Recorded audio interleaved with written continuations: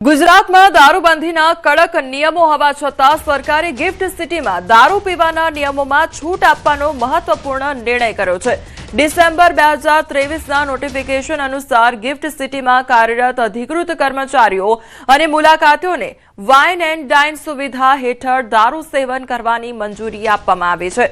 આ નિર્ણય ગિફ્ટ સિટીને વૈશ્વિક વેપાર અને ટેકનોલોજી હબ તરીકે વધુ આકર્ષક બનાવવા માટે લેવામાં આવ્યો છે, જેથી વિદેશી રોકાણકારો અને કંપનીઓ અહીં વધુ સક્રિય બની શકે। તો ગિફ્ટ સિટીમાં દારૂનો ઉપયોગ ફક્ત પરમિટ ધરાવતા લોકો સુધી મર્યાદિત હતો। નવા નિયમ અનુસાર હવે બહારના લોકો અને વિદેશી નાગરિકો પણ માન્ય ફોટો ઓળખપત્ર દર્શાવીને ગિફ્ટ સિટીમાં દારૂ પી શકશે।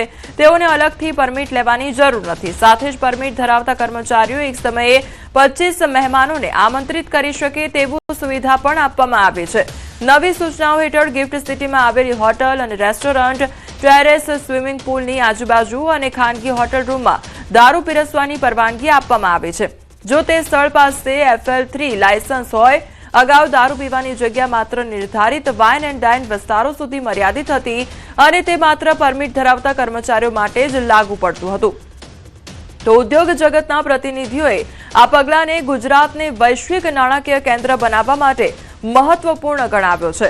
સરકારના આ નિર્ણયને કોમનવેલ્થ ગેમ્સ, ઓલિમ્પિક્સ જેવી આંતરરાષ્ટ્રીય સ્પોર્ટ્સ ઇવેન્ટ્સ રાજ્યમાં આયોજિત કરવાની યોજનાઓ સાથે પણ સંકળાયેલો માનવામાં આવી રહ્યો છે। તો નવા નિયમો મુજબ દારૂ પીવાની કાનૂની ઉંમર 21 વર્ષ જ રહેશે અને તમામ કામગીરી ગુજરાત પ્રોહિબિશન એક્ટ હેઠળ જ ચલાવવામાં આવશે। સંવાદદાતા ગીતા અમારી સાથે જોડાઈ ગયા છે। ગીતા, હવે તો દારૂ પીવા માટે જાણે પરમિટ પણ લેવાની હવે જરૂર ન હોય તે પ્રકારની આ પરિસ્થિતિ સર્જાઈ છે ગિફ્ટ સિટી ખાતે, શું અપડેટ મળી રહ્યું છે? જે ગિફ્ટ સિટીમાં જે લોકોએ રોકાણ કર્યું છે તેઓ આંતરરાષ્ટ્રીય કંપની છે અને સ્વાભાવિકપણે આંતરરાષ્ટ્રીય લેવલે આ તો ગુજરાતમાં દારૂબંધી છે, પરંતુ ગુજરાત બહાર અને આંતરરાષ્ટ્રીય લેવલે દારૂ એ એક ખાણીપીણીની જેમ તેઓની જરૂરિયાત છે વિદેશી નાગરિકોની।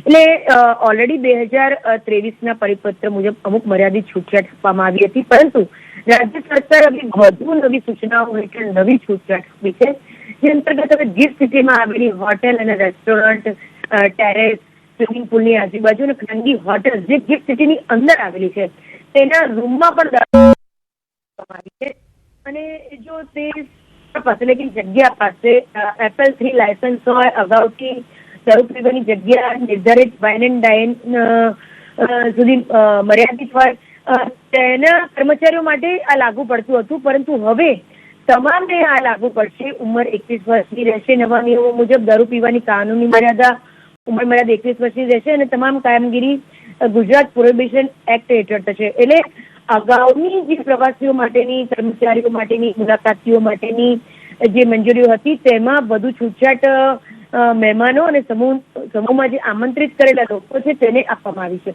આ પગલાથી ગિફ્ટ સિટીના કર્મચારી અને મુલાકાતીઓને નવી સુવિધાઓનો લાભ મળશે અને ગુજરાતને વૈશ્વિક વ્યાપાર અને ટેકનોલોજી હબ તરીકે ઓળખાણ મેળવવામાં વધુ સહાય મળશે। જી, માહિતી બદલ આપનો આભાર।